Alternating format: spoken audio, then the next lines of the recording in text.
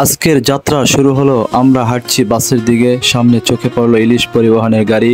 Ticket কেটে ভিতরে ঢুকলাম, সেলফি স্টাইলে একটু ভিডিও তুলে নিলাম। জানলা দিয়ে তাকালে দেখা যাচ্ছিল রাস্তার পাশে সবুজ গাছপালা আর মনোরম দৃশ্য। সেই দৃশ্য টুকরো টুকরো মুহূর্তগুলো ধরা পড়লো ক্যামেরায়। ভেতরে আমরা তিনজন হাসি আড্ডা আর গল্পের মাঝে বেশ আনন্দের সময় কাটেছিল।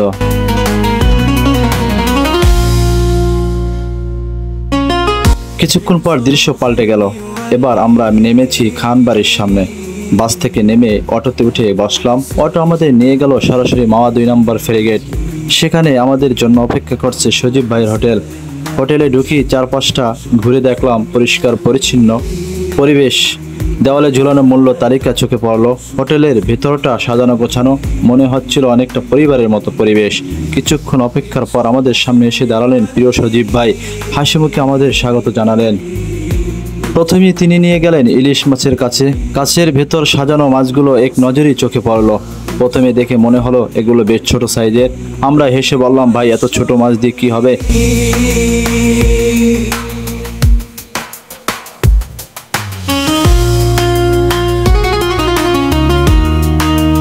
তখন সজীব ভাই আমাদের দোকানের ভেতরে নিয়ে গিয়ে দেখালেন অনেক বড় বড় ইলিশ, এক একটা প্রায় 1 কেজির ওজনের। দেখে আমরা একটু অবাক হলাম।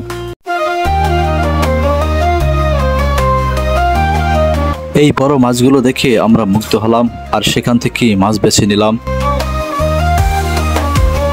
এই বড় মাছগুলো নিয়েই দোকানের কর্মী ভাইটি কাজ শুরু করলো। লাল গেঞ্জি পরা ভাইটির হাসিটা কিন্তু অসাধারণ ছিল। দোকানের কর্মী মাছ কাটতে শুরু করলেন। ধারালো ছুরি দিয়ে একে একে টুকরো করেছিল। আমরা দাঁড়িয়ে সেই দৃশ্য দেখছিলাম আর সজীব ভাইয়ের সাথে গল্পে মেতে উঠছিলাম।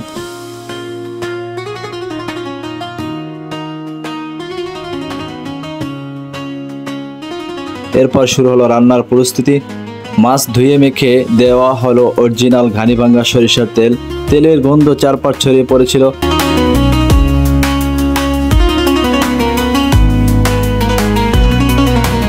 লাল গেঞ্জি ভাইটি একদম 250 গ্রামের একটি ঘানিভাঙ্গা তেল, সরিষার তেলটা একবারে ঢেলে দিল পুরোটাই। দেখে অবাক হয়ে গেলাম। গরম তেলে একে একে মাছের টুকরোগুলো ভাজা শুরু হলো।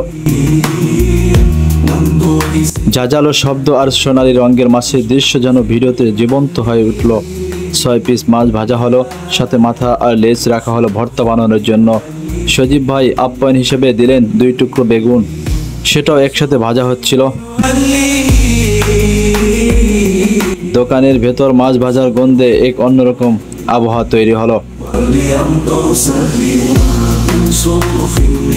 আমরা সবাই দাঁড়িয়ে দাঁড়িয়ে মাছ ভাজাটা দেখতেছিলাম, খুবই ভালো লাগছিল আমাদের। আমরা অপেক্ষায় রইলাম কখন যে মাছটা ভাজা শেষ হবে, তারপর আমরা টেবিলে বসে একসাথে সবাই মিলে খাবো।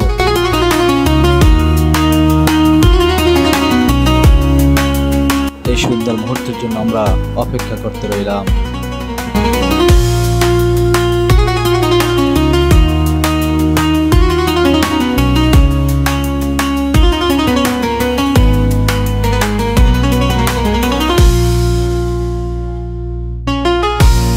صرخ يهلي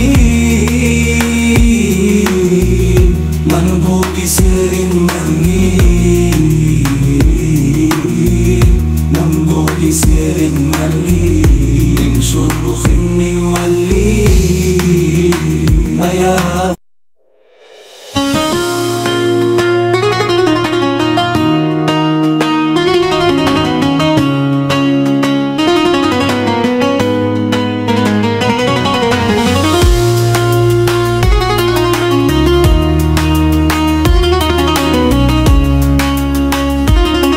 যখন মাছ ভাজা শেষ হলো তখন শুরু হলো ভর্তা বানানোর কাজ। গরম গরম মাথা আর লেজ চটকানো হচ্ছিল মশলার সাথে। ধীরে ধীরে তৈরি হলো অসাধারণ ইলিশ ভর্তা। পুরো দৃশ্যটি ভিডিওতে ধরা পড়লো। এই ছোট ভাইটির ভর্তা বানানোর স্টাইলটা আমার কাছে খুবই ভালো লেগেছে ব্যক্তিগতভাবে। তারপর মাছটা যে ভেজেছে লাল গেঞ্জি ভাইটি, তাও অসাধারণ ছিল।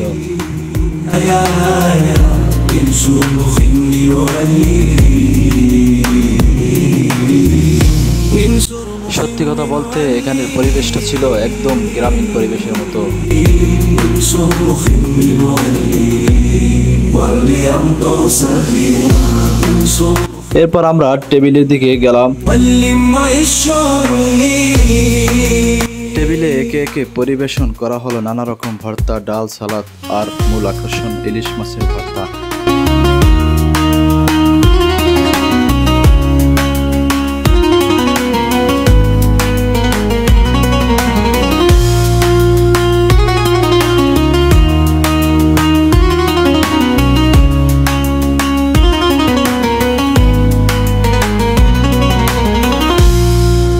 প্রথমে ট্রাই করলাম ভর্তা, সত্যি অসাধারণ স্বাদ। তারপর মাছের টুকরো নিয়ে খেলাম, সাথে ডাল আর সালাদ মিশিয়ে।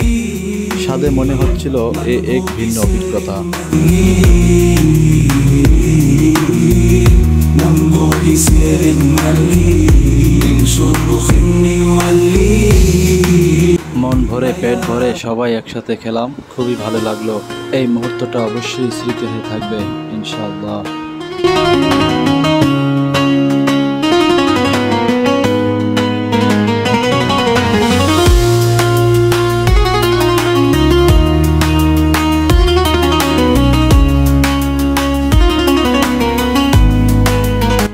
এই সুন্দর পরিবেশে আপনারা চাইলেও এখানে এসে খেতে পারবেন তাজা জিনিস। সজীব ভাইয়ের নতুন হোটেলে আপনাদেরকে সবাইকে আমন্ত্রিত রইল, আসবেন কিন্তু। لسير الملي ننظر لسير الملي انشر مخني واللي هيا هيا انشر مخني واللي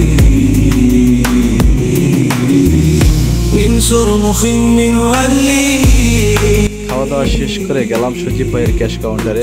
আমরা বললাম ভাই কত হলো বিল? সজীব ভাই হেসে বললেন আপনাদের জন্য কিছুটা কম করে দিলাম।